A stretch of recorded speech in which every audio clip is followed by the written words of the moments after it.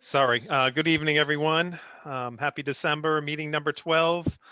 Josh, a year ago, I believe was our first meeting of this, so we've come a long way, and thank you for all your efforts, of course, and all MAPC's efforts, all the efforts of the committee. So thank you, everyone, committee members, MAPC, and members of the public that are here to join us tonight. Tonight's topic, we're talking about natural, historic, and cultural assets as part of the Dedham 2030, Designing Dedham 2030 Master Plan, which is the every 10-year effort by the town of Dedham to provide a strategic plan for a variety of topics from housing to economic development to transportation to public health and everywhere in between. So thank you all for joining us.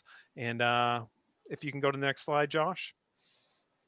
And so this is actually a meeting. So and we're doing a meeting tonight. We usually do webinars, but tonight is meetings allow us to do breakout groups, and we hope that we have enough folks. We can do some breakout groups tonight to talk about the topic areas tonight in a little more smaller setting where I think we can really maybe be a little more productive. So of course, you know, the typical Zoom stuff. This is being recorded. Please mute your audio unless you're not talking. If you would like to talk, please raise your hand. Or if you have questions, comments, put it in the chat or the Q&A box.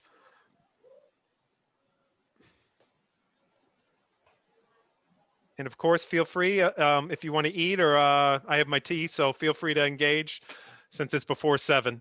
So tonight, before we get started, we want to have a talk about the open house discussion. And of course, I'll steal everyone's thunder. Thank you all for getting a great turnout for that. I'm hopefully, and I'm sure we'll recreate that for the next 2 open houses. But we just want to debrief quickly, you know, hear the good things, hear anything that we could do better, and ultimately hope to replicate the success. And then ultimately, we want to spend a lot of time talking about this topic area because I know a lot of folks have a lot to say about these, and these are very important to the town of Dedham. That's the natural, cultural, and historic resources. And then we're going to talk about, you know, we're continually finding ways and to engage the public and always looking for new ways to. And then we'll talk about next steps in our meeting in January. Thank you, Josh. Great. Thank you, Jeremy.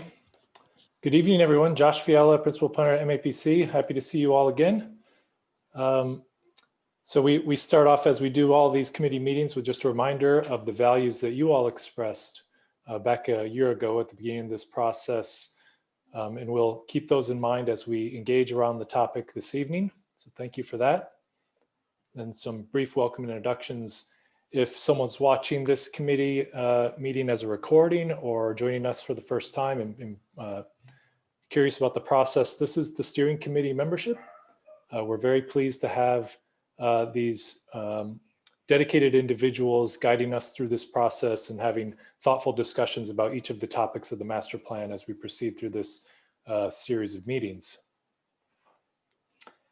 And then the one thing I wanted to pause right here and invite you all, because one of the feedback items that we heard at a previous meeting was in these Zoom times, we don't get actually the chance to informally chat with each other before or after a meeting and hear a little bit more about what you're doing in Dedham, what you think about things, and just to get to know each other on an interpersonal level. So we wanted to do just a very quick icebreaker type question and just have committee members engage with us a little more informally this evening. So that question is related to our topic this evening. So what open space, natural or cultural resource in the town of Dedham is your favorite, or do you frequent the most, and a brief why? So it doesn't have to be super long-winded, but we'd love just to have a little round robin to get to know each other a little bit better in that way. So maybe I'll start the easy way with our co-chairs, and then they can pass the baton. So maybe I'll hand it across to you, Jessica. Great, thanks, Josh. I think particularly during COVID, I couldn't decide between the Charles River and Wilson Mountain, but I think during COVID, I have found Wilson Mountain to be a like mental and physical health lifesaver. So I'll say Wilson Mountain. Sarah, you want to go next? Yeah, and I guess in those same veins, just recently, where do we spend a lot of our time? I would say just across the street there, the trails behind the Dolan Center with access to the water. There's a lot more creatures to be found near running water than up the mountain. So that's our preference. Sarah, do you want to pass the baton along to someone else? Yeah, sorry, I just have to move my screen here a little bit. How about Josh Donati? Hi, friend. Hi, friend. Hi, Sarah. How are you? Good to see your face. I'd be lying if I said I've frequented too many natural places because I tend to just walk around Oakdale a lot with a stroller. That's like 98% of my outside time, which is less and less these days. But I'm going to agree with Sarah that the place I've gone to at least twice since all this started are the trails behind the Dolan Center, and that's been a good time, specifically to find little creatures. So I will pass it to Alex. Why did I know you were going to do that to me? I'm Speaking actually of recreation. Yeah, right. I know. I'm actually going to say Gonzalez Field because my kids have been, stuck in the house. So getting them out there just to use that space, and we've been able to, kick balls around, throw balls around. So it's been really nice, even though there's nothing coordinated going on there. It's still nice to have the space. And I'm going to throw it to, let's see, Andrew.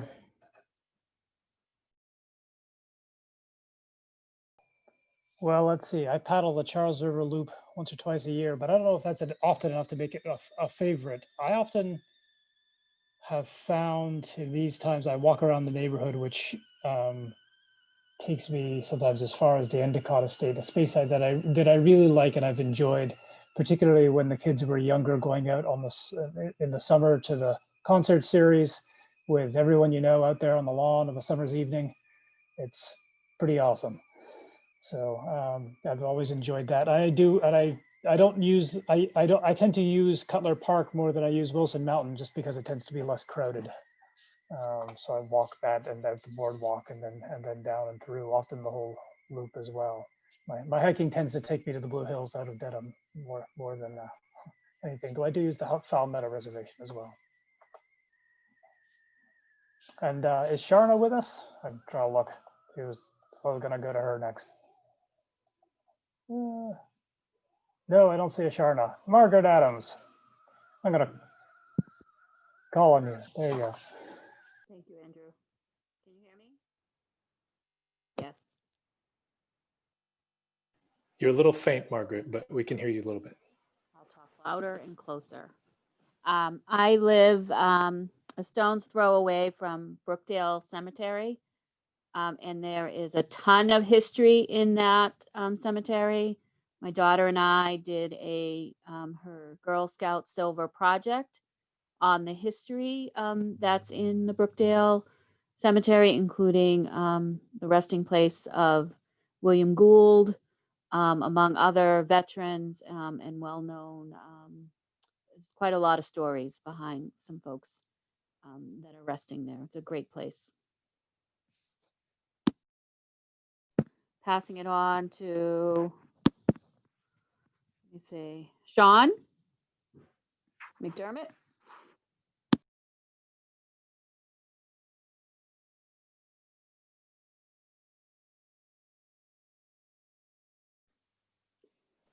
Hi, everybody. Sean McDermott. So I have a very deep-seated affection for Wilson Mountain. The truth of it is that I was with a very small group of people who waged a campaign across the town to save Wilson Mountain from being the site of a 850,000 square foot mall. And we ran that campaign in 1994 and did use the idea of developing a master plan as a part of the rationale for, doing a more considered preservation of open spaces in Dedham. And then we saved it against that particular developer. Then Paul Fireman came along and wanted to put Reeboks corporate headquarters on the mountain. And we ran another campaign of a different sort, kind of an inside campaign involving going to the Secretary of Environmental Affairs to try to get the thing designated as a reservation under the Department of Community Affairs and the acquisition program they had for the outer emerald necklace. So, you know, a lot of sweat put on the floor on those two occasions. And, you know, so I'm really happy that Wilson Mountain is what it is today. And my wife Hope enjoys it every single day in the morning hours. I also love the Charles River. I look out on it from my desk here and see it from a different vantage point at Millennium Park, looking over to Cow Island, which is, of course, Riverdale. And that causes me to think a lot about the sort of early history of Dedham. So those are my favorite natural resources.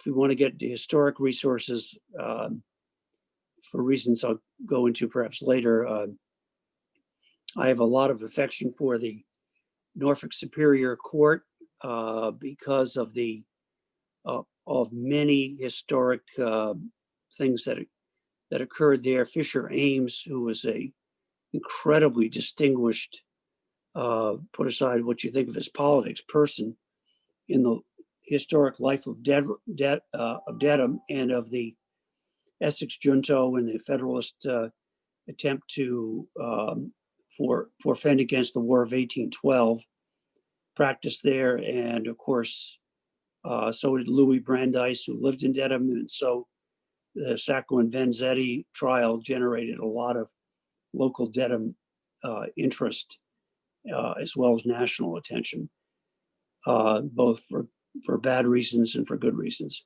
So anyway, those are my two, under those two headings, those are my two favorites. Great. Do you want to pass this along to another member? Looks like we just have a couple left. Sure. Who hasn't spoken yet? Let's see. I think we have Jay and Daniel both. Okay, so why don't we do leave the best for last and do Daniel, and then Jay can have the floor. Hi everybody, I'm Dan Marr. I would say over the last decade or so, I've easily put in hundreds of hours, if not, thousands at Fairbanks Park, just with the baseball program. But the last couple of years, I've been spending a lot more time with my son at Wilson Mountain. But it's different reasons for what everybody else stated. We actually think Bigfoot lives there. And so every time we go, we're looking for Bigfoot and trying to find evidence. He's 5, so we still have hope that we're going to find him, but no luck yet. And I'll pass it now to Jay.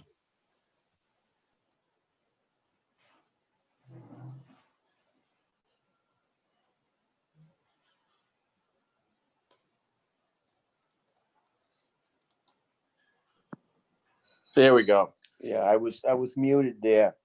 I think I have, along with Shaw, and I think there's a few others here, we have, numerous generations of living here in Dedham. And I grew up in East Dedham. I can point out where my great-great-grandparents are. I have, their burial sites as well. I've been, very much into genealogical history and all that. So I'm very lucky to have all that history that was left to me, pictures going back into the old bustle days, pictures of, of Dedham in the old days. So, now I live right across the street from the Endicott Estate. I have a nice big bay window that looks right at it. So I have all that, to see, in the present. But, I think I like to try to bring people back to a different perspective. I mean, we look at Dedham now in a certain sense, in a certain space, which is, with the 128 highway, with Route 1 and all that. But if you go back not too long ago, I mean, I was lucky enough to have a great grandmother that I was living in my time. She only passed away in 1968, but she was born in 1875. So my perspective is a little bit Victorian, I would say. I was lucky enough to have all four grandparents, alive at that time, and a lot of a kegel of great aunts as well. And so when I see Dedham, I look at Dedham more of like back in 1878, where Dedham encompassed, Needham. I'm sorry, not Needham, Norwood. It encompassed all of Westwood. It also encompassed parts of Hyde Park. And my daughter's saying hello. Say hello, Murray. And hi. Hello, Murray. So say hello, Murray. Hello, Murray, sister. Yeah. So Dedham was so much of a bigger place. Some parts that exist, not too long ago. I mean, the 128 highway, that's only been around since the 1950s. And if you look at, the Route 1 or whatever, or Washington Street, that was a railroad that went with tracks and went all the way down through Washington Street, and a lot more narrow street. Plus the VFW highway wasn't there as well. Lots of Dedham was open field and woods, and there were only small areas that were towns. Well, I should say encompassed developed area. All our homes that we look at nowadays are fairly new. So when I see Dedham, I see Dedham pretty much in a different perspective than I think the present day person does. So I'll leave it at that. You see anybody? Thank you, Jay. It looks like Hi, during our Hi. during our exchanges, it looks like Diekman and Sharna joined us. So we were just going around and having committee members informally tell us about their favorite open space or historic or cultural resource briefly, just to give us a chance to engage a little bit differently with each other. So maybe Diekman, you want to offer one? Sure. So is it Dedham specific? Yes, in the town of Dedham. Yes. So I think since the pandemic, my favorite space has been Wilson Mountain. I've been just exploring that and how it accesses the Charles River, and it's sort of, it's kind of hidden to most people. And I've been taking family and friends there for walks, and they're like, "Wow, this is in Dedham. This is the Charles River," and it's so beautiful there. You feel like you're in another world, and I've really I think that's been my favorite place recently. And then I also I love just the recreation, just walking around my neighborhood and just running through all the streets in Green Lodge and sort of over towards Hyde Park. Just Great, thanks, Diekman. Yeah. Sharna, did you have any wanting to share? Sure. I'd say my favorite open space is any place I can drop my kayak into. And so my favorite place to launch, I would say, is on Bullard Street, just before you hit the Dedham Community House there on the accessible boat launch. There is a great, easy place to drop a kayak into, and just exploring the waterways back behind the Dolan Center and along the Charles River. It's cool. Thank you, Sharna. And it looks like, Justin, we've got you joined us as well. So would you like to share a favorite open space or resource in Dedham?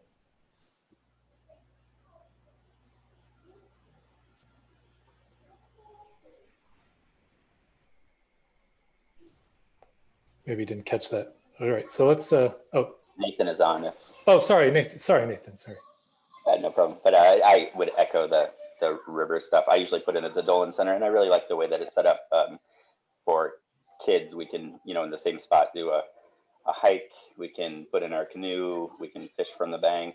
we usually jump over and do something in the softball field for a bit, and even just the it has really good hills for rolling down the hills right there. So that whole piece right there. And I happen to live right in Dedham Square, and unfortunately, I don't feel like there's any good open space walkable from the square. But once I get in my car, that's our favorite.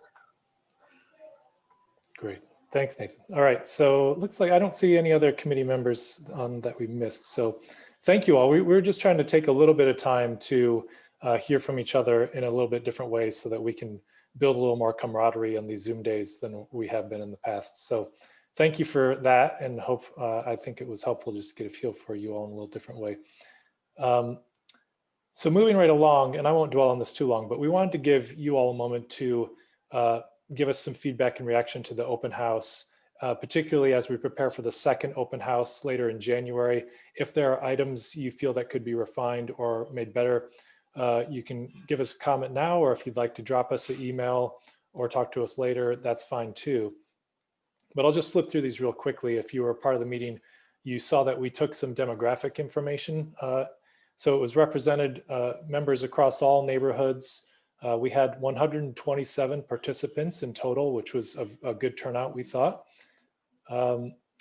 Pretty good representation across age ranges. 50 to 64 was the most represented. Again, we've reached out to the youth separately through some focus groups over the summer, so that's good because we're not quite getting them at these meetings. Gender split was pretty even, a little more female than male. Race and ethnicity, predominantly a white attendee audience that evening, which we're working with the outreach committee, or outreach working group, sorry, to think about ways to engage more with the Black and African American community and the Hispanic and Latino communities of the town specifically. And then most people learned about the meeting through Facebook, surprisingly enough. And some others, the email newsletter, or just word of mouth, hearing from a neighbor, were the most effective. And we had about half the attendees attended previous meetings or had participated in the process before. And we had about half new members, which is great. So hopefully we'll keep them along as the process continues to move. And then importantly, as we went through breakout groups in that session around economic development and transportation, we asked if people thought that if the set of goals, which we were talking about that evening, were close to what they would like to see the master plan addressing. And I'd say this is a promising direction in feedback, that people did feel that we were headed, I think, overall in the right direction. We're looking through the notes from the breakout rooms to see where some of the improvements could lie. We see most people are falling into that category of these are pretty close, but maybe not exactly right yet. And then similarly for transportation, a good decent amount of people thinking they're close or very close, and less people thinking they're not close or way off. So I'll just open the floor and see if anyone wants to offer us some feedback or ways that we could improve for the next two open houses. Alex, yeah, I saw your hand up.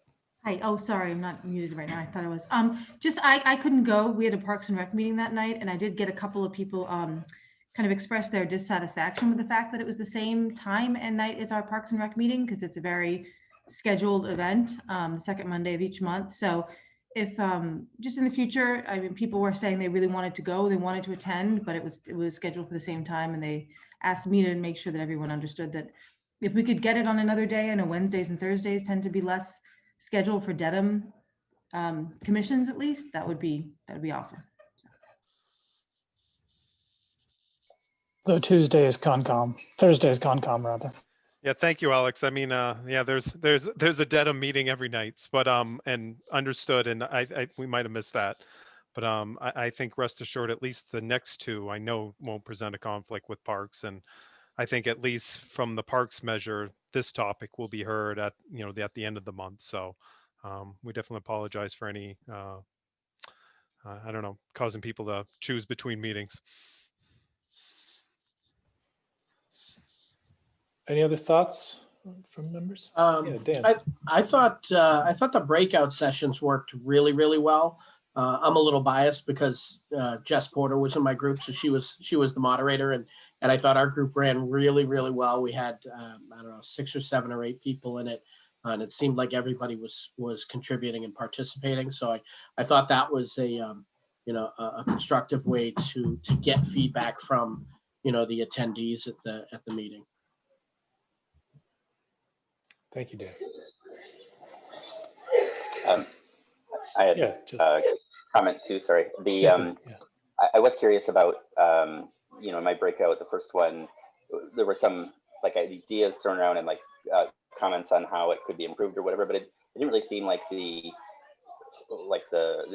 ideas were being captured, or like there was going to be an opportunity to incorporate. It wasn't clear what there was a report out that was kind of very high level, but there was lots of conversation that like in for the first one with us talk about why we only talk about small and medium enterprises when a large entity brings in a lot more taxes, and the number one concern of Dedhamites is taxes, or why were we only talking about Route 1 corridor connection, not public transportation and all the other ways to get it. So I thought there were a number of things that were brought up in mine, and I assume in others, that it wasn't clear to me that if they were being documented, or even if they were like, were they commenting on a finished product, or is there going to be another round of edits incorporating those or anything? Yeah, that's a good question. So there were notes taken at each of the breakout groups. I've received almost all of those from the various breakout groups of the session. I have a couple more that I need to follow up with the facilitators or note takers, but we're basically compiling all of the notes from each of those sessions and be looking for patterns across those conversations.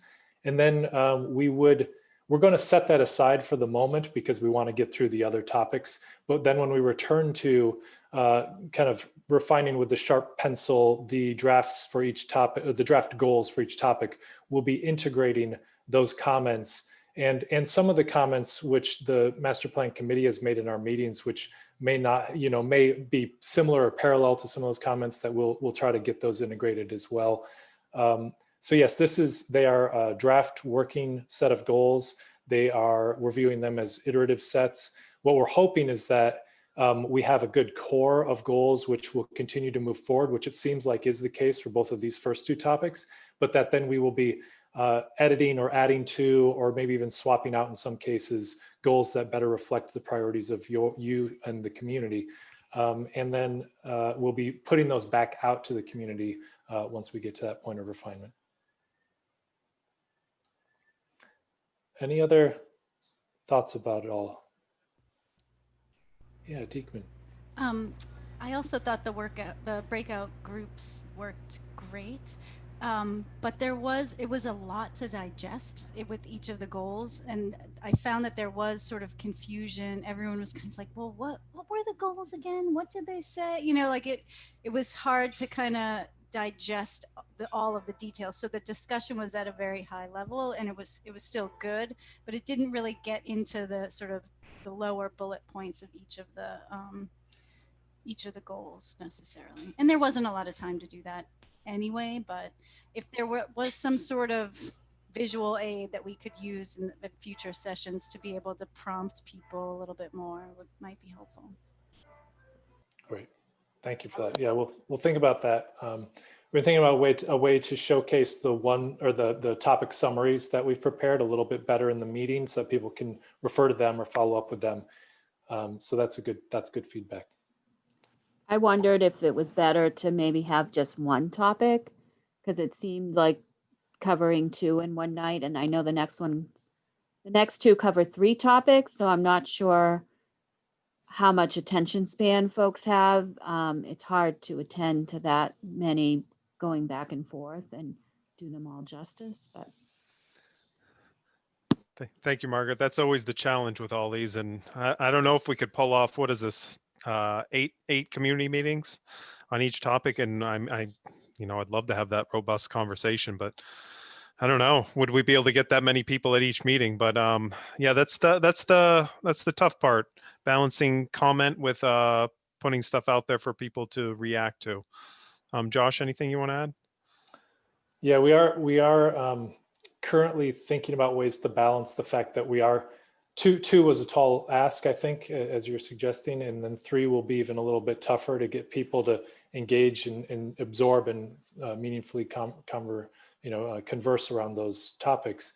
So one of the approaches that we think we're going to take for the next one is setting the times and the topic starts for each of those. So, and then in the flyers and promotions, make it clear to people that we'd love if people want to join us for that, all 3 topics, and really dedicate that time. But if they also just want to join us and talk to us about housing, here's the time to log in for housing. Here's the time to log in for natural, cultural, historic resources, and here's the time for public health. So that will hopefully get us a little more people that are just interested in wanting to talk about one of those.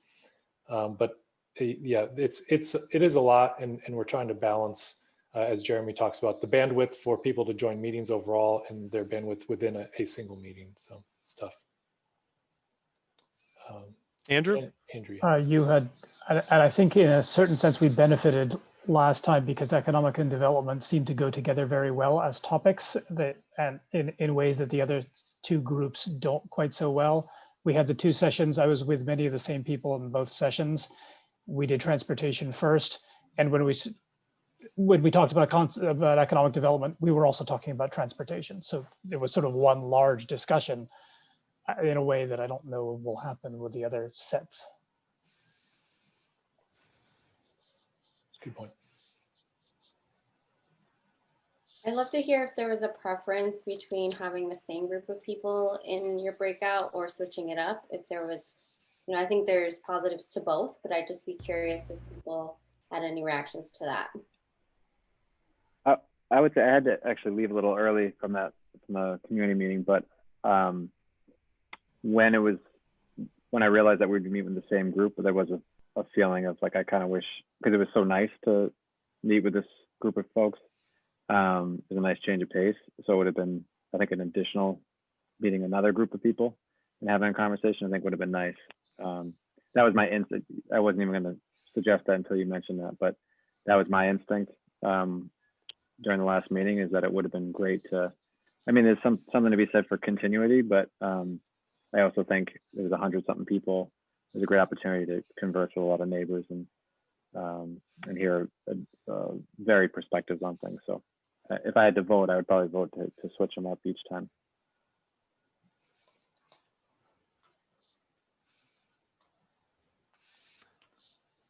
Andrew, I think, yeah, sorry. Is that a new hand up or old hand up? No, old hand, okay. All right, so I want to keep moving along so we have plenty of time for our topic this evening. And just to zoom through this for people who haven't seen. So we have been going topic by topic for each of these with the committee, trying to get in-depth conversations that will eventually bring us to the full content of the master plan and hopefully see how each of these topics are interrelated. And we are on meeting number 5 of this series, talking about natural, cultural, and historic resources this evening. In January, we have community services and governance. And then our final of this series of meetings will be in February on land use. So we have with us this evening Courtney Lewis, a regional land use planner at MAPC, and Emma Bost, Arts and Culture Fellow, also at MAPC, and we're very pleased to have them with us here. And they're going to walk us through natural, cultural, and historic resources.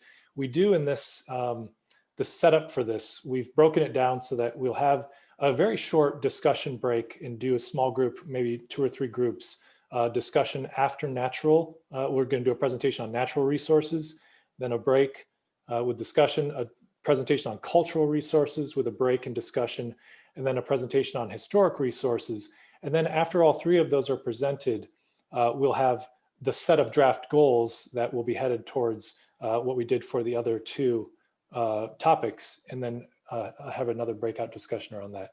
Andrew, it looks like that's a new hand up. Just a prefatory question. I was rereading the open space plan, and I was wondering if you could start off by explaining to us the relationship between this plan and that plan. That's very recent, it's very comprehensive, and it covers what seems to be much the same topic. And I guess the question is, how much of the work on this topic has essentially already been done and can be adopted straight out from that open space plan?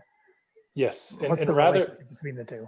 that's a very good segue, Andrew, and I will step out of the way rather than steal Courtney's thunder. I know that Courtney's going to cover that almost immediately. So I will step out of the way and let Courtney answer that question as he gets started. So thank you very much. And Courtney and Emma, I will be your slide advancer, so please don't be shy if I miss something. Just tell me to go forward or backward as you like. Okay. Good evening, everyone. My name is Courtney Lewis, as Josh said, and I'm a regional planner in the land use department at MAPC. I'm joined tonight by Emma Bose, an arts and culture fellow at MAPC, and she very kindly offered her assistance and expertise. So I'm glad to have her as a sounding board and a thought partner throughout this planning process. Andrew, I will get to your question in just a few slides, so if you can just hold tight, we'll get there. So here's a look at the agenda for this evening. Tonight, we'll be sharing back some of what we've learned so far about Dedham's natural, cultural, and historic resources. We'll share some of what we've heard from the community surveys, and then we'll look at some assets as well as challenges. And then we'll work with all of you to shape draft goals that will help guide this element of the master plan. Next slide. So this is a look at some of the data sources used to gather information for tonight's presentation. This is in no way an exhaustive list of sources. We're still very much in the process of scheduling and coordinating stakeholder interviews. So if there's additional plans or studies or data sources that we should look into, or specific individuals or organizations that we should reach out to, please feel free to drop those suggestions in the chat. Next slide. So looking at the initial community survey, you can see that natural, cultural, and historic resources was highlighted as one of the most important plan topics.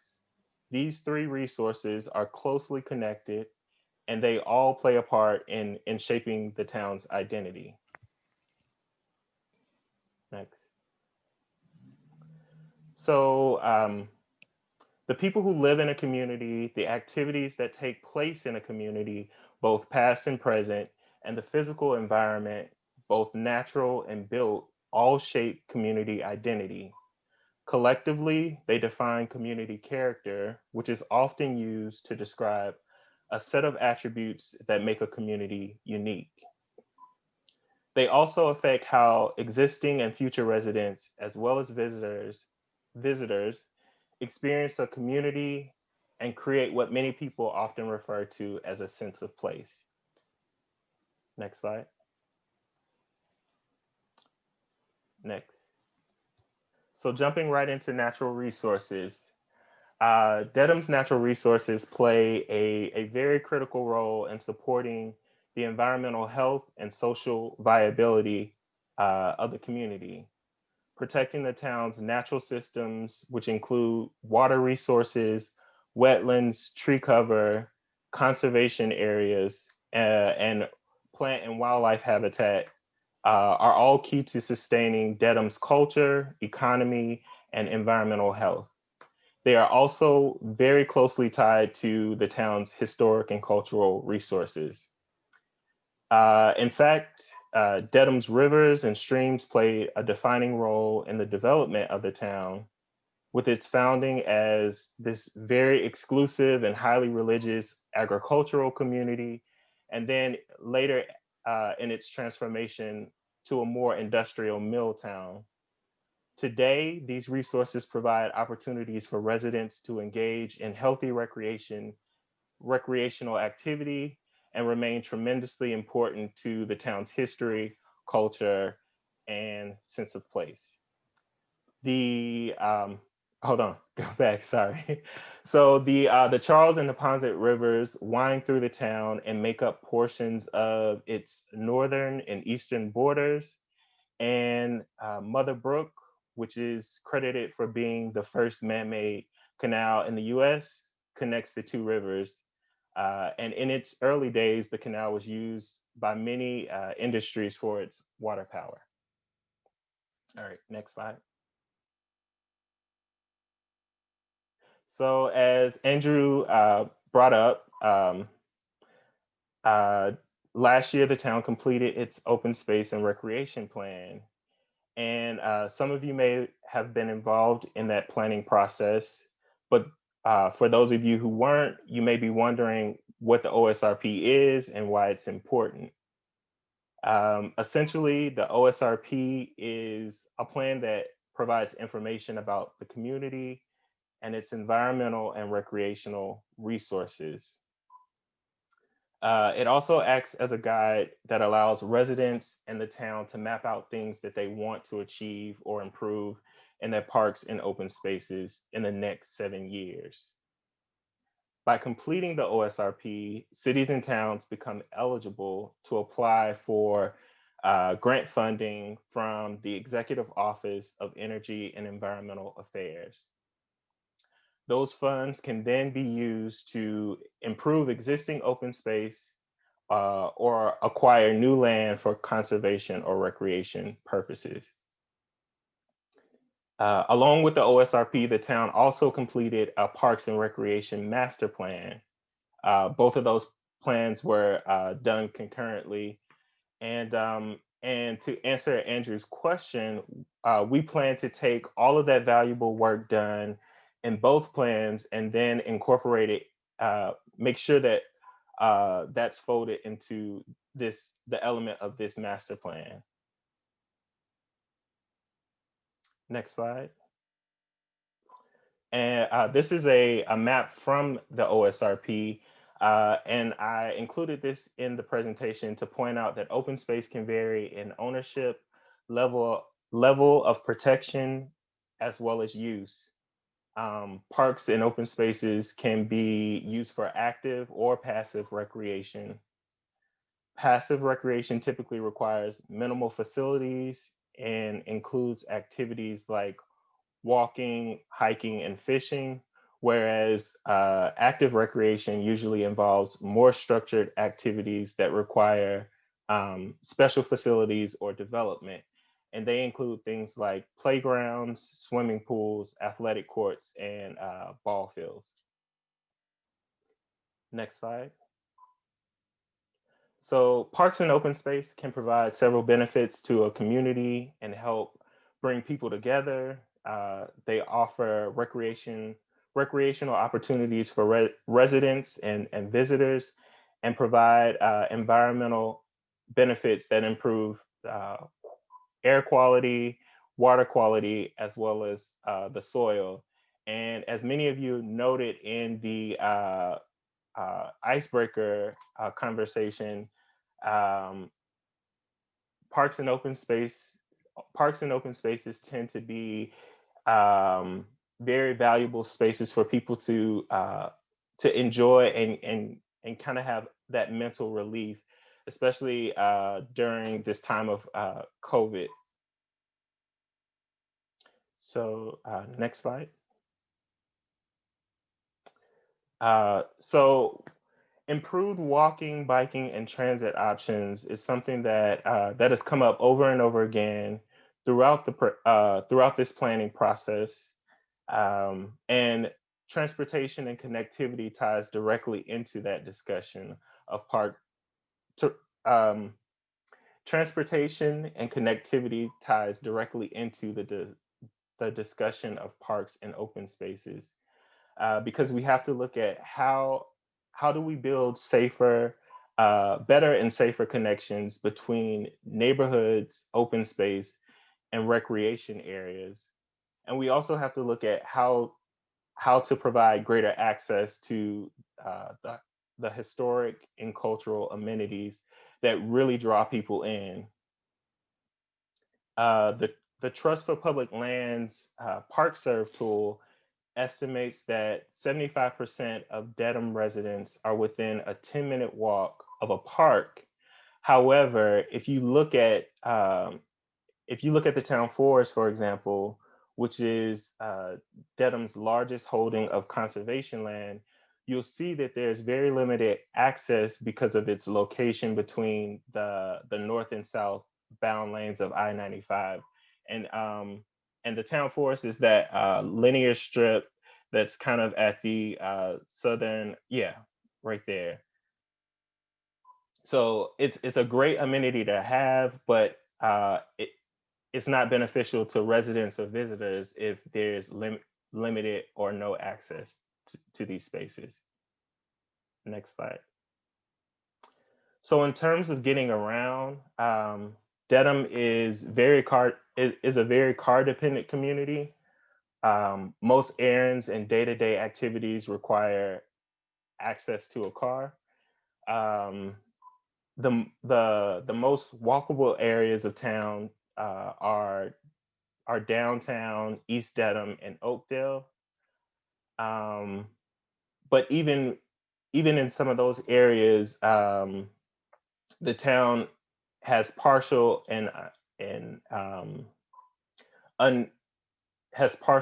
sidewalk infrastructure, with approximately 42% of streets lacking a sidewalk on at least one side.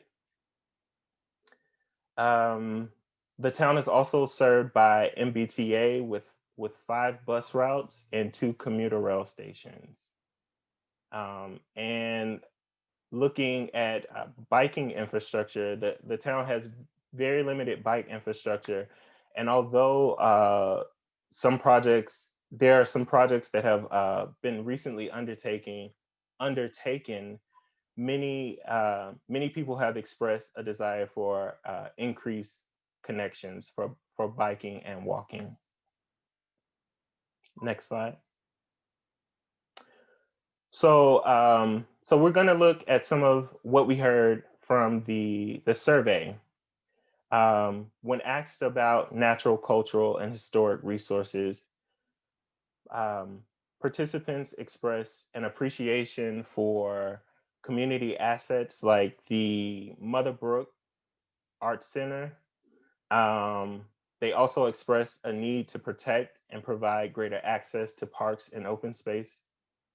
And they also highlighted how valuable these spaces are, serving as and how they serve as community gathering spots.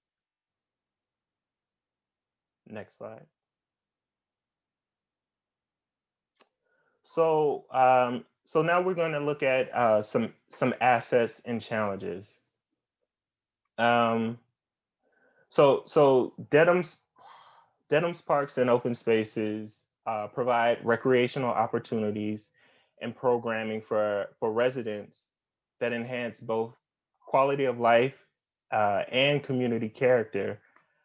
The town also has a variety of natural resources that support environmental health, and they're also considered local and regional assets. And although there are issues with connectivity, the town has taken steps towards improving walkability by enrolling in the state's Complete Streets program and by developing a prioritization plan to address some of those connectivity issues. Looking at some of the challenges that exist, there's of course funding. There's of course challenges for funding, for maintenance and expansion of parks, and there's also, as we've pointed out, a lack of connectivity to parks and those valuable open spaces.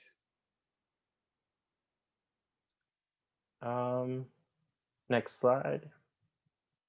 So I think we're at the point where we're going to have our first breakout session, and I want to make sure that the questions, the prompts are posted in the chat. So while I pull those up really quickly, does anyone have any just very general questions? Maybe we have time for one as a collective group.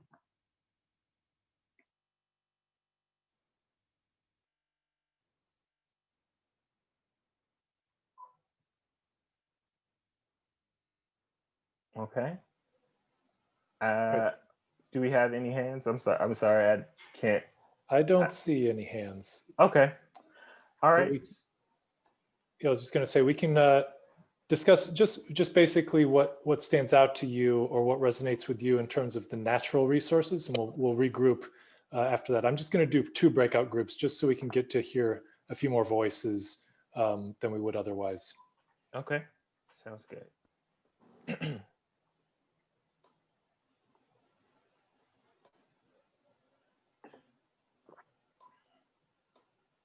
Josh, you want to let folks know how long we're doing this? Yeah, we're just going to be in these for about 5 minutes or so. Thank you. And Josh, while you're getting the group set, do you mind going back to the slide of the assets and challenges? Thanks. Sure.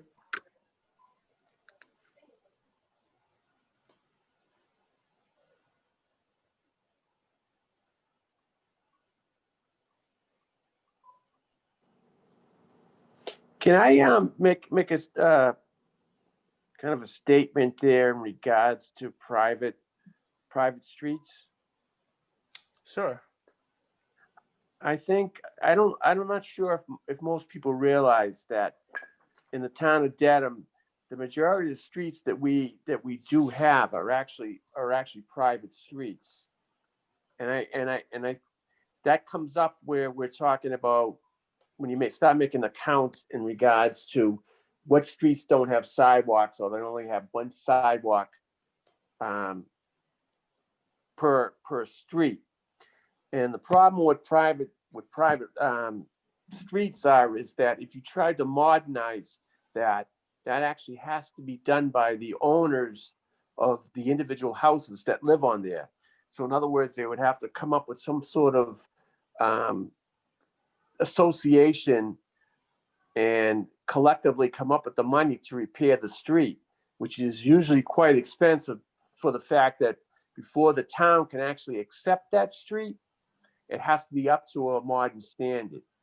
So you can understand how much money we're talking about here when you basically have, say, one sidewalk that's made out of tar and a non-existing sidewalk on the other side that may have no sewer work at all or any drainage for stormwater management drainage. So in order to get that up to a modern standard, we're talking about a considerable amount of money that an association or owners of the street would have to, how much money they would have to come up to finance something like that. I know we do have some help with streetscapes of some sort of trying to, turn these private roads or fund these private roads into becoming modern streets. But you can understand the difficulty that that this town may have, since the majority of our streets are privately owned. Great. Thanks for that, Jay. That's good considerations for sure. All right, so I'm going to go ahead and open. I don't know if we have an answer for that, Jay, but we'll definitely be aware of that dynamic. I'm going to open the breakout groups now, so please do discuss. And yes, so we're just going to head and put members of the public in with the committee members as well. So you'll just be divided up into 2 groups.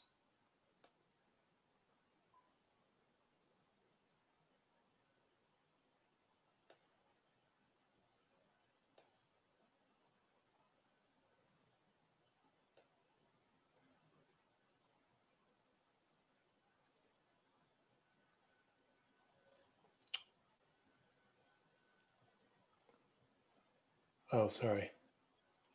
It did not assign randomly, so let me just, that's why you're all sitting here. Sending you off to your rooms now.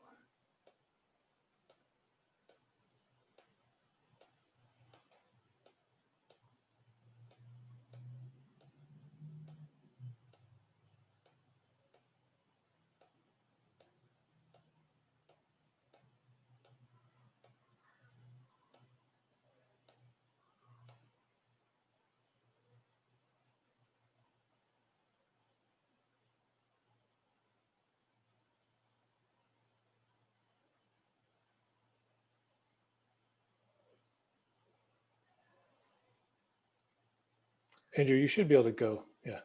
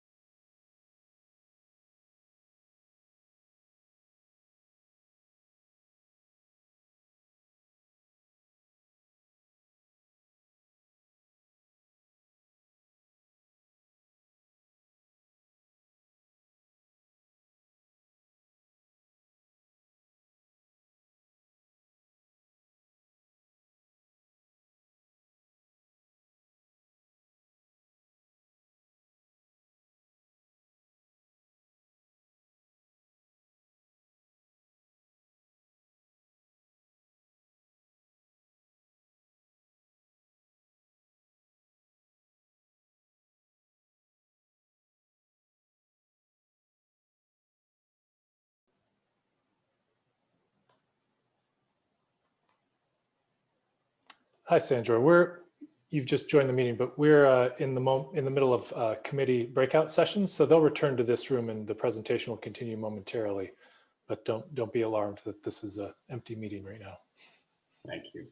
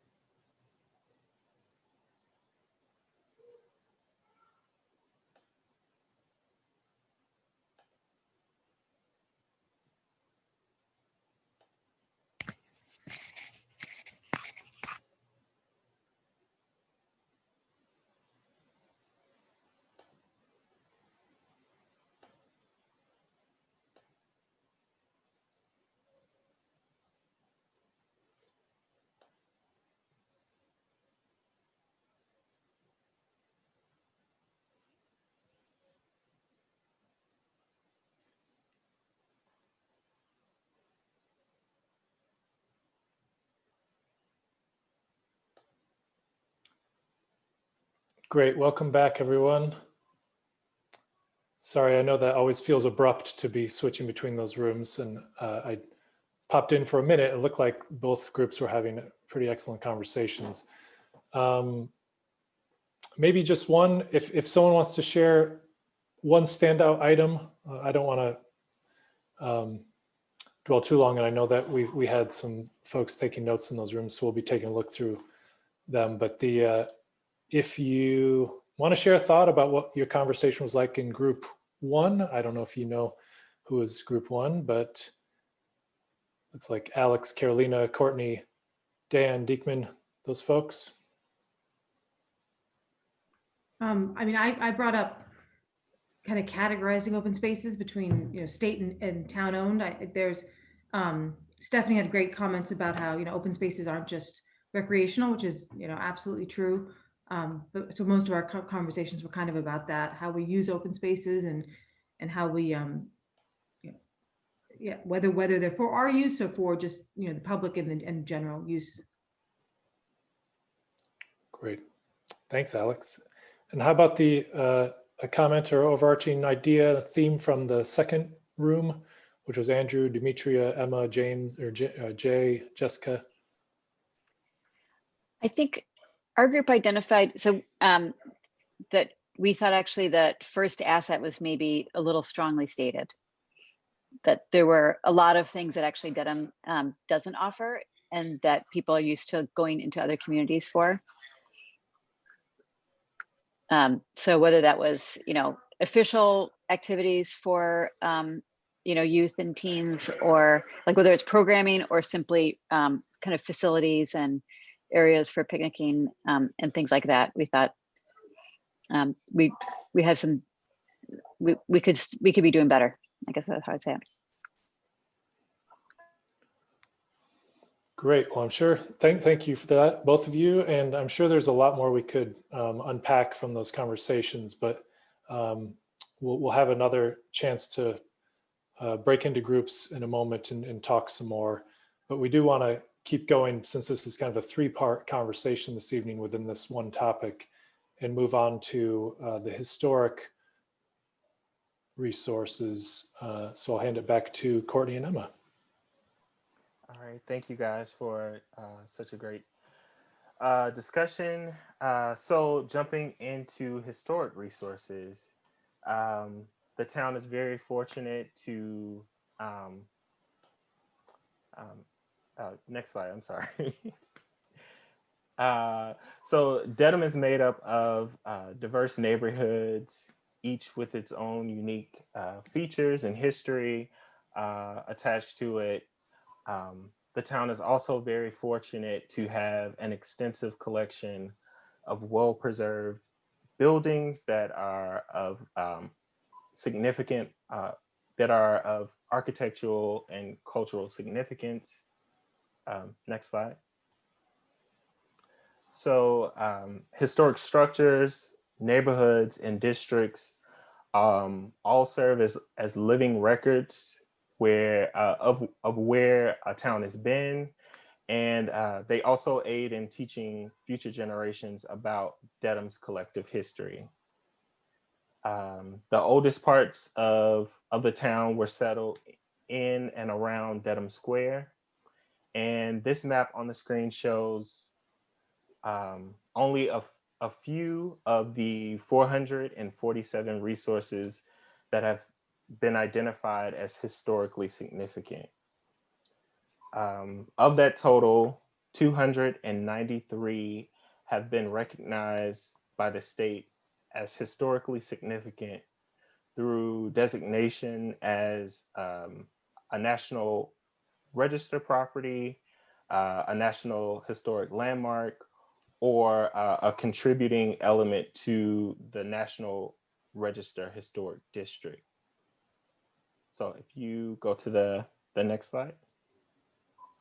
So the town also has 3 designated local historic districts, which are in the darker red, and then 2 of those districts overlap with the overall Dedham Village Historic District, which is outlined in the lighter pink on this map.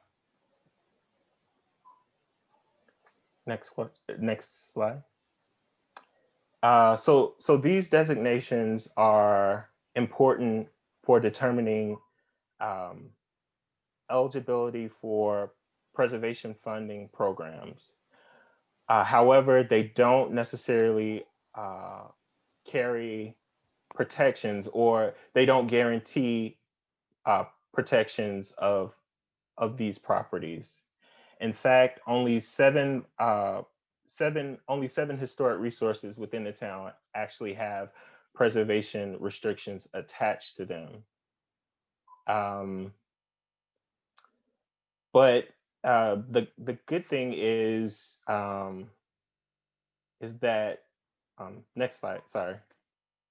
The good thing is that municipalities also have the option to adopt regulatory tools to help support historic preservation. And some of these tools include preservation restrictions, local historic districts, neighborhood conservation districts. They could adopt a demolition delay bylaw, a scenic road bylaw, or they could instate the Community Preservation Act. So specifically in Dedham, the town uses both preservation restrictions and local historic districts, which are under the purview of the local historic district commission. Next. All right. So so looking at what we heard from the survey, when asked about history in Dedham, survey respondents expressed the need to acknowledge and elevate the town's indigenous history, They also express support for the adaptive reuse of historic structures. And some people also noted that although the town has these unique and diverse neighborhoods, Dedham history and architecture are perceived as being closely tied to and mostly visible in Dedham Village or Precinct 1. So a number of people expressed that it's important to highlight resources, to acknowledge and also highlight resources outside of those areas. Next slide. So looking at some of the assets and challenges, Dedham has this rich and interesting history. The town has an extensive inventory of well-preserved structures. It also has several prestigious designations that could potentially provide tax advantages to property owners. But some of the challenges are that many historic narratives and resources are well recognized and celebrated, but others have been excluded and would benefit from being highlighted or officially recognized.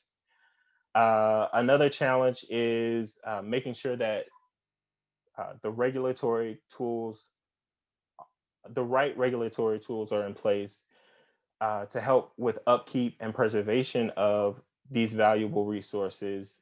And of course, limited funding for preservation efforts is also a very big challenge. So as I mentioned earlier, Dedham has a rich history that's very much tied to the land, and we've highlighted just a few of the historic structures in town. However, I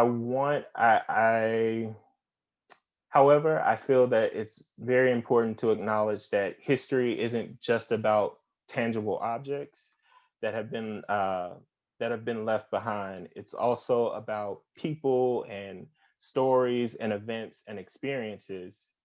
And the thing that I think is even more important to acknowledge is that the perspective in which history has been told, I think it's even more important to acknowledge the perspective in which history has been told and the differing accounts of how these events were experienced.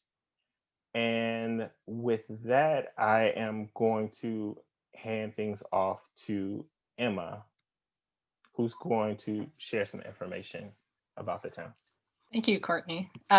So as Courtney just noted in kind of recapping a lot of what we heard from that survey, and just to go off of Courtney's remarks as well about sort of one thing we've been thinking about vis-a-vis the integration of historic, cultural, and natural resources, like really thinking about these under an integrated umbrella, is thinking about this history and continued presence, of course, of Native Americans in the region of Greater Boston and specifically, of course, in the Dedham area as well. And so I just sort of share this map, which comes from the website of the Massachusetts tribe at Ponkapog, to kind of highlight this larger territory on which Dedham sits. At around the time of colonization, it kind of stretched, this Massachusetts territory stretched all the way to the North Shore through an alliance with another group of tribes in that area, the Pawtucket Confederation. But the Massachusetts themselves sort of controlled that area of what that now encompasses Dedham and some areas of the South Shore as well.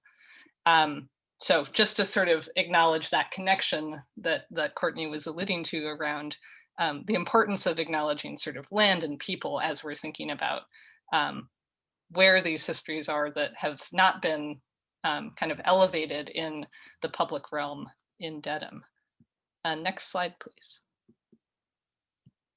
And I know that the Dedham Historical Society has already done some work to kind of look into this and has some resources available on their website. So I don't need to necessarily recap everything that's there, but they do note on their site that there is possibly, you know, some sites of significance for the Massachusetts people, specifically in Dedham itself, in connection with the body of water that's now known as Wigwam Pond, which adjoined a larger sort of plain that was significant for the Massachusetts.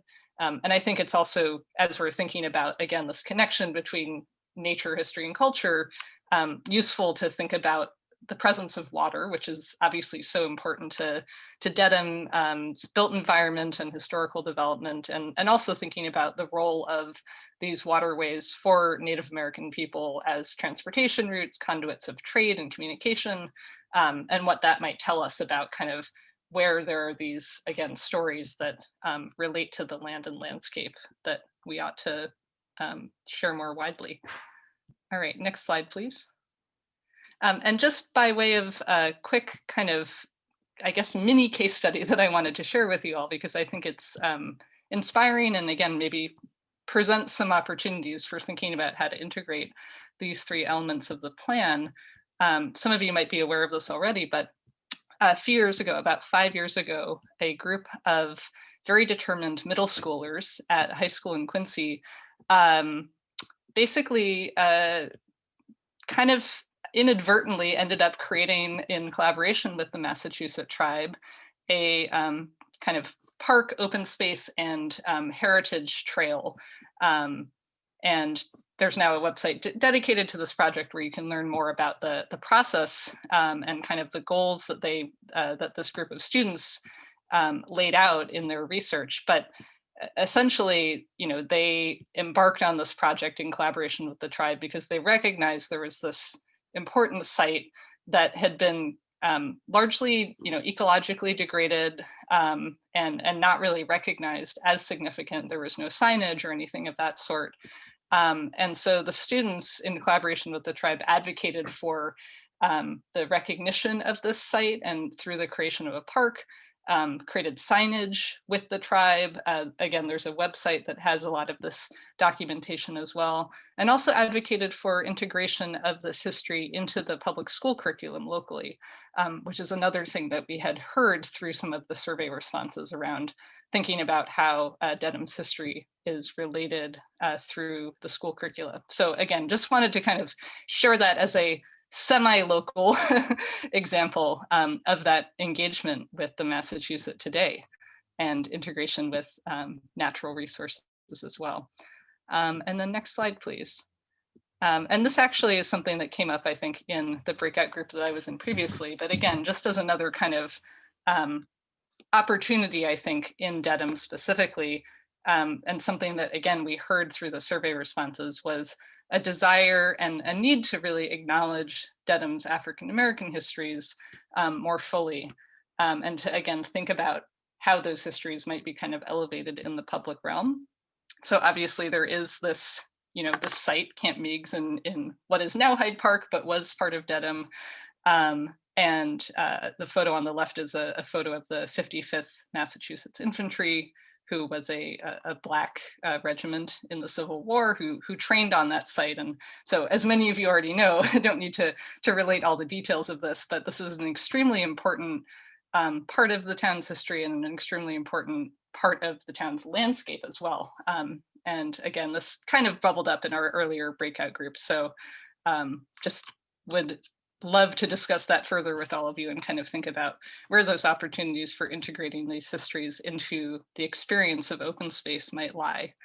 And then finally, next slide, I just also wanted to kind of acknowledge the work that is also ongoing in Dedham to recognize William B. Gould and to establish a memorial to him. I know that there was an effort also to rename a park after him, which was successful, which is wonderful. But again, just thinking about that integration of open space and kind of heritage and history, and expanding our idea of what preservation can be beyond you know, specific structures or buildings, or thinking about types of structures or sites that have been overlooked. I think is quite critical to this work as well. So I will now pass it back, I guess, to Courtney for us to transition over. Thank you. Could I just bring up one thing? I don't mean to interrupt, but it adds to your storyline, if you don't mind. This is Jay O'Brien. Yeah, go ahead, Jay. Yeah, well, thank you. The planning board, when Legacy Place was being planned, and we were going over a few things. There was a new street that was going to be built that was going to kind of extend down into the Wiggum Pond, and we, had realized that was had some sort of indigenous history to it, and looking back into going to the Dedham Historical Society, we found that there was one of the last indigenous residents of Dedham. His name was Quabish. So with that being, finding that piece of information out, we thought it was appropriate to name that road after him. And so today, that's what the name of that road is Quabish. Normally, it's up to the selectmen to name the roads, but they gave us that opportunity to, at least extend some memory of a lost, indigenous residents that lived in that area, that, so that we could extend that part of that road into, which eventually we're hoping is going to be parkland or park trails that are going to go around the lake. Josh, could I address this issue just a little bit? I'm from the Historical Commission in Dedham. Please, sure. Could we go back to that map that had the dark pink and the light pink places? Yes, yeah, the next one, yes. The dark pink areas are our local historic districts, and nothing in those districts can be torn down. They are completely protected. They are overseen by the Historical Commission that approves changes as they are appropriate. The lighter pink areas, which is the National Register districts, that's an honorary designation that has no protection whatsoever. Currently, the Motherbrook area has recently had an extensive 2-year historic survey that has uncovered, massive amounts of information about immigration into Dedham, about the early mills, about where the boarding houses are that still survive. And that area is now being considered by Mass Historical Commission for inclusion on the National Register. Again, the National Register confers no obligations on property owners. Dedham has suffered for many years for a lack of historic survey. There are many stories that we don't know the information about. And we have recently qualified as a certified local government, which means that we get priority in applying for funding for historic survey from the Massachusetts Historical Commission. And we're in the process of applying for money for an additional survey. But there really needs to be, in order to uncover the kinds of stories that you're talking about, not only that reside in our historic buildings, but also in our land, because historic survey can include archaeological explorations as well. Dedham really needs to have an orderly process of going throughout the town with professional historic surveys so that we then have the information to know what's worth preserving. And then we can think about additional techniques to do so. At this point, we don't have that orderly plan in place. And if that's something that could come out of this, that would be a huge asset to us. Thank you, Judy. That definitely sounds like a recommendation to me. A action item to be incorporated. Um, does anyone else have any additional thoughts they might like to Well, share? if you don't mind, Courtney, I'll actually ask that people pause on that and we'll do a quick breakout again. Sure. And then that way we can hear a few more voices, and I've got them all ready to go. So I'm going to send you off to those 2 rooms real quick. All right.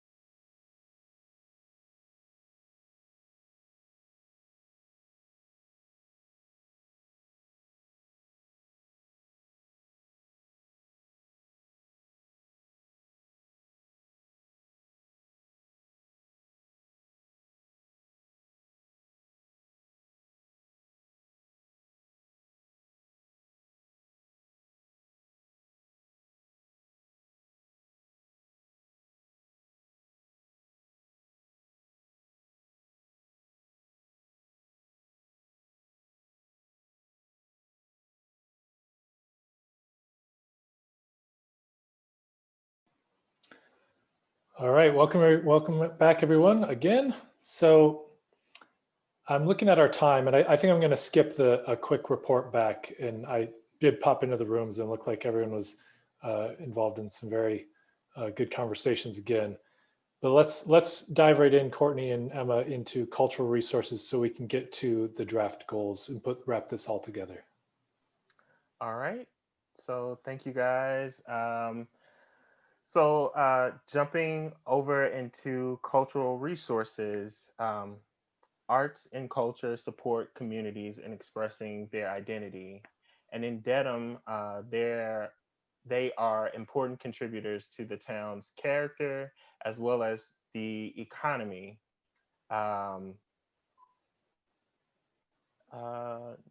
Next slide.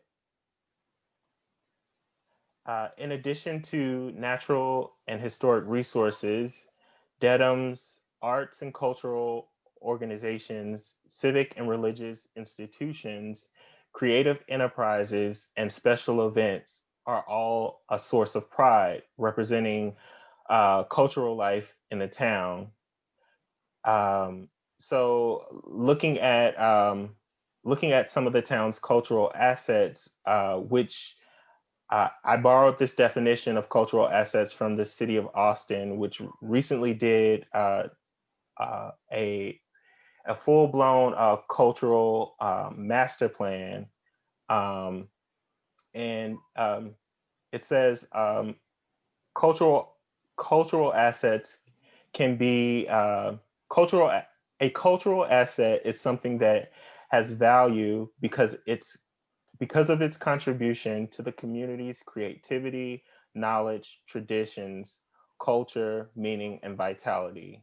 They can be places that you visit to express your cultural identity and or the resources one uses to pursue a creative practice. They can be tangible assets such as cultural facilities, specific buildings, or physical works of art. They can even be intangible or temporal things such as annual events, shared cultural stories, and cultural landmarks and icons that no longer exist. And we started to briefly highlight that. We actually got cut off. Sarah made a very good point in our closed group discussion that history is not only about looking back at the past, but also shaping what the future looks like, and things that residents can do present day to shape a better tomorrow. Next slide. So talking about the creative economy and the creative industry establishments in the town, the creative economy is defined as an industry group. It's defined as industry groups and occupations with a focus on making and sharing cultural goods, services, and ideas. You can see that in this map, those resources are primarily clustered around Dedham's historic civic core. A few are also located in the East Dedham Arts Overlay District, which is that area highlighted in yellow. This 95-acre overlay district was established to encourage the development, preservation, and enhancement of arts-related uses. Dedham's creative industries are an important element to the town's economy, and they can and should be leveraged for additional economic growth. Several neighborhood anchors and activity generators are located in and around that arts overlay district, and they include things like local businesses, parks, schools, a community arts center, an indoor pool, and of course, as Judy mentioned earlier, the Mother Brook canal. Next slide. So this is as Judy mentioned, a study was recently completed that showing historic resources related to the Mother Brook Canal. And the purpose of the study was to identify resources that may be eligible for listing on the National Register of Historic Places. This is a map that was pulled from that study showing the proposed deadline, the proposed boundaries, which are mainly those areas that abut the canal. So it's basically the area outlined in red on this map. Next slide. All right. So going back to survey results, when asked, we asked survey respondents a kind of a two-part question. So first we asked, when do you feel the greatest sense of belonging in Dedham? And some people said that it's when they walk or bike in town and make those connections with neighbors just in passing. So out going to grab coffee or having dinner somewhere. Others express feeling unwelcome, unheard, and overlooked by the community. I think in our breakout group, someone brought up the fact that I think it was Margaret brought up the fact that some of the deeds to properties in the town still have language restricting, still have deed restrictions towards people of color, or and that can be unwelcoming and offensive to someone that's a new resident to the town. Next slide. So the second part of the question asks if there's a particular place or event that sparks that feeling of belonging in Dedham. And some people describe specific locations like Dedham Square, and express like not only a place but also activities that take place in that space. And then others talked about institutions like schools and the town library, while others talked about town events like Flag Day, the summer concert series, and the Endicott car show. So there's a range of cultural assets and also varied experiences of those assets. Next slide. So looking at assets and challenges, Dedham has an established artist community, as well as a arts overlay district, which are both pluses. The town also has a number of active art and cultural organizations, institutions, and community anchors. The town also hosts a number of well-attended community events. But then looking at some of the challenges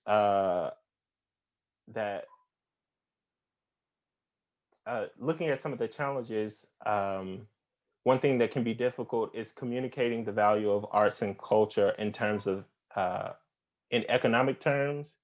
Of course, limited funding for arts and culture, fostering a stronger sense of community, inclusivity, and neighborliness, and racial, ethnic, and socioeconomic divides. Next slide. So just going back to the initial community survey, Um, um, Dedham being a place that's inclusive was ranked as one of the most important goals of the town from that first. It was the first survey and the very first question on the survey that asked, what set of words would best describe your top goals for the town, and uh, uh, being inclusive was ranked the third most important word or identifying word. Um, Next slide. And Emma will actually talk a bit about, take it from here. Yes, so as you've all realized by now, I'm very into history. That's why I'm here, partly why I'm here at least. And I think connecting that kind of past to our future planning efforts is incredibly important, in part because when we kind of grapple with what that past is in a full sense, I think we can be more honest and specific about like what change and what future we want to make going forward. And so I just wanted to kind of highlight, as part of this conversation about inclusion as a priority for the plan, and specifically as something to think about vis-a-vis cultural resources, but I think, again, thinking about natural and historic resources as connected with cultural experience and amenities as well. Dedham does have this legacy, unfortunately, and this is not exclusive to Dedham, of course, but this legacy of exclusion and lack of inclusion. And that dates back to its founding, as evidenced by this document on the left, which was a petition submitted by the Dedham Selectmen in 1681, essentially complaining about the behavior of their Native American neighbors. And of course, the map on the right is from centuries later, but just as a quick snapshot of larger patterns of residential segregation and redlining in Dedham. This is just a screenshot of a much larger map of the Boston region. And again, I raise these not because these problems are specific to Dedham as a town, but there are specific histories in Dedham as a town that I think are worth grappling with and kind of unpacking as we have this conversation about what inclusion could look like. And as we try to recognize that there was a lot of feedback in these surveys that we've received thus far about that specific question. So looking at what is an inclusive community, and what does that look like? So an inclusive community does, an inclusive community is one that promotes respect, equal treatment, and opportunities. It eliminates all forms of discrimination. It engages all citizens in the decision-making process. It values diversity, and it responds to racist and discriminating incidents. Next slide. And just in case it's not apparent, why is it important to build inclusive communities? It's because injustice is not something that should be tolerated. Each citizen has the right to help make decisions, especially when those decisions directly affect their life. And again, diversity just enriches a community. So it should be something that's held in value, it should be something that is extremely valued by the community. And so with that being said, the next slide is the draft goals. And I just want to preface the discussion for these goals by saying these are a bit, they're a bit wordy, and they're definitely meant to be edited down and further refined. But I wanted us to, hopefully they will spark some good and useful conversation. So the first goal is preserve, restore, and promote Dedham's natural, cultural, and historic resources. Goal 2, design and create welcoming and inclusive spaces and programs that serve a diverse community and enable residents to participate in and take advantage of all that Dedham has to offer.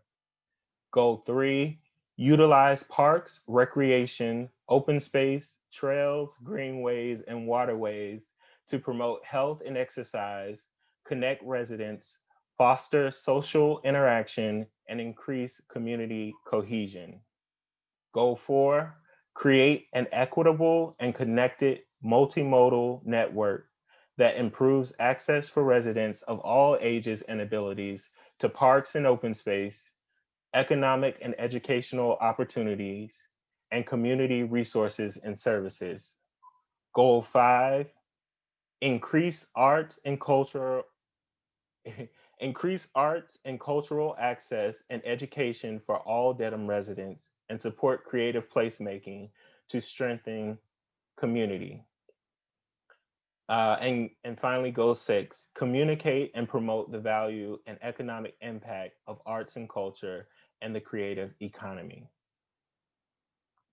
So I'm also going to paste these goals in the chat function so that we'll be able to reference those in the breakout discussion.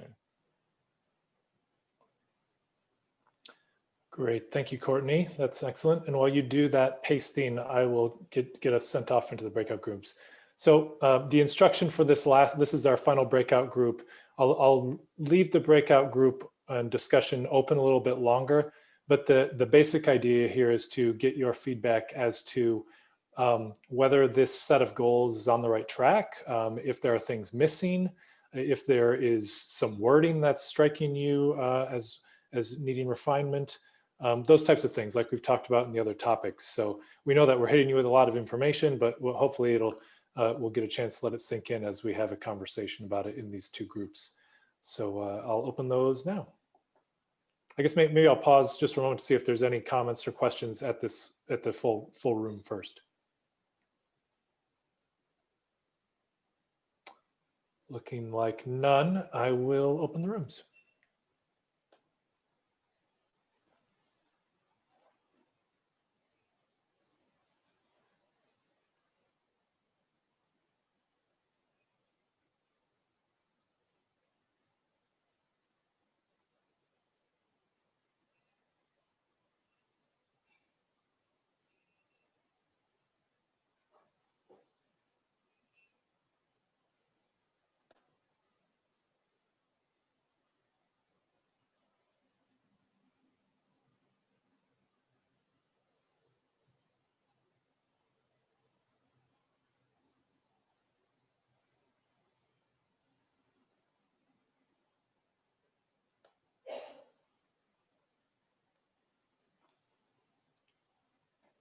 Aisha, we've started our last breakout discussion.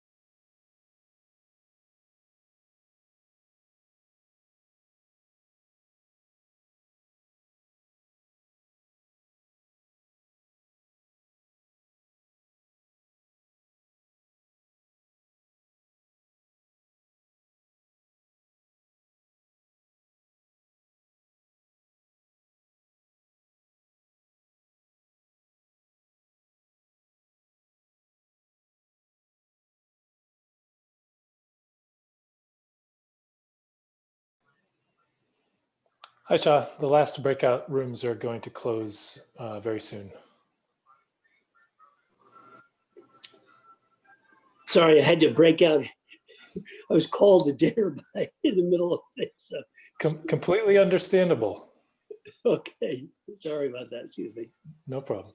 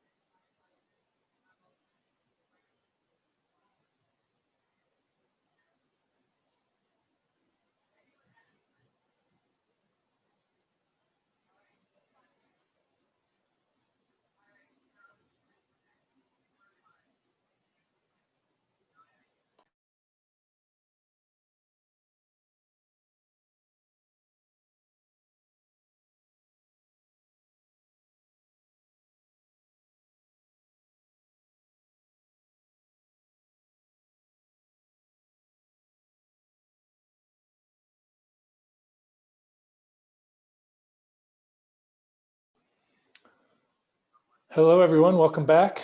Thank you for that fantastic discussion. I got to hear just a little bit of each of them. Let's do a couple observations from the conversations in your group. We have a couple minutes for that if anyone would like to volunteer.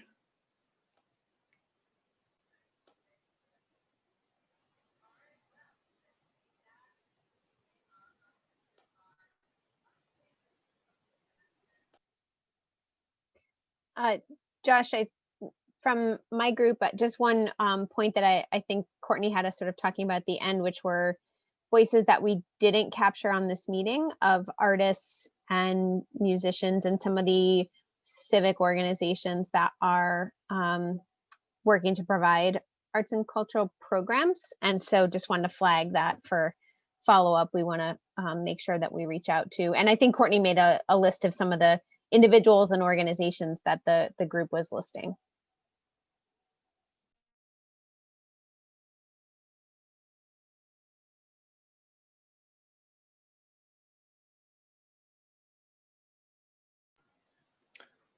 Thank you, Sarah. Thanks for that. Any other thoughts?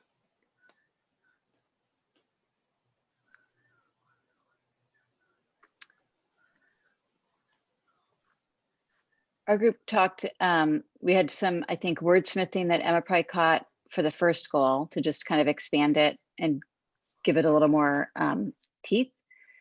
So I think just, now I've got to scroll, language around, well, sorry, my thing is not scrolling quickly. Yeah, so instead of preserve, restore, and promote Dedham's natural historic resources, but maybe get the word expand, or I forget what the other words were in there too, but that it's kind of, we can go beyond the status quo where we are. And then we had some talk around the idea of kind of including institutions and organizations. So really highlighting all of the different institutions and civic groups that help make a rich community and cultural life in town, and ways to shore those up and also help them collaborate. So those were just a couple of the ideas that came out. Okay. Any additional thoughts?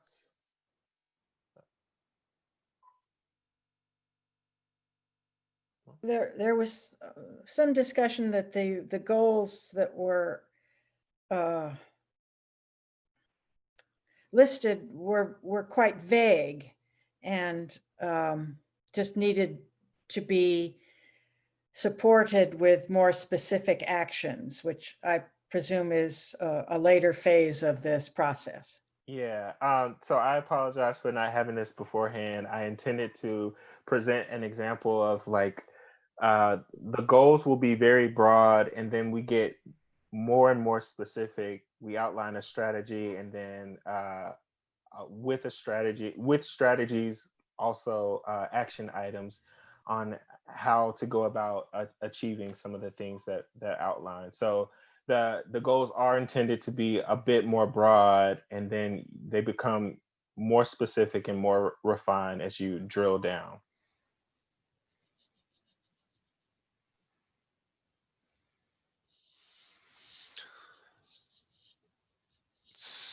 So with any other comments? And thanks. I know that was a lot of 3 breakout groups. That was the most we've had yet. I don't think anyone even got bounced out, which is actually quite an accomplishment. Hooray! Yeah. Well, with that, and especially that we're getting towards 9 o'clock. Thank you, everyone. And as you'll realize, we try to change it up every time, and we're trying to make, we've had, this is what, our 13th, 12th meeting. We're trying to make it interesting each time. So, bear with us as we try to make it a little more inspiring each time. And if you have any thoughts, continue to let us know, and thoughts. And yeah, Courtney's definitely got his email up there, and we're going to see Courtney next month too, right? Not just for the open houses, but also our next topic, which will be municipal facilities and governance. And so just want to let folks a big plug before we talk about meeting minutes. The next open house, January 26th, 7 p.m. Whatever you guys did this round, let's do it again, please. You're able to get tons of great crowd. So hopefully we can do it again. I know we can. And we got all that. We got all the participants there because of the committee's exceptional outreach. So thank you for all that. And so that will be at 7 p.m. I think we're going to start a little earlier as Courtney and Josh alluded to. If you can go to the next slide, if you don't mind, Courtney. Do you have control? No, it's actually Josh. Oh, he left. No, there he goes. Someone's got it. Yeah, actually, just before you move on, Jeremy, so did we talk about moving the next open houses to 6:30 starts? It's just, we'll have to fix that, save the date. Yes. But I just wanted to tell the committee that now. Because that the save the date that was up just has the wrong time. Yeah, that's an old flyer, and that was a recent decision. So yeah, 6:30, because we realize we have 3 topics, and I mean, Margaret brought this up. Some of you other, we'd love to do this one topic for each one. It's just, the breadth and the time and the number of meetings. I wish we could do it all. But I think we can get through it, and I think we did a good job at the last open house, and we'll continue to do that. So please, everyone, continue to promote the open house.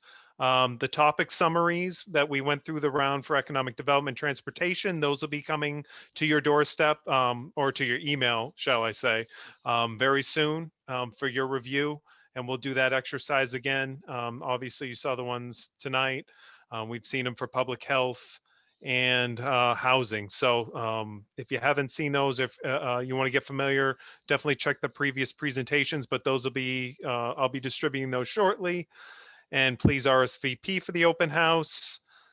And of course, we have our next meeting on the 19th at 7 p.m. And so with that, I definitely want to open up. We have 3 rounds of meeting minutes that have never been approved. I want to save the best for last.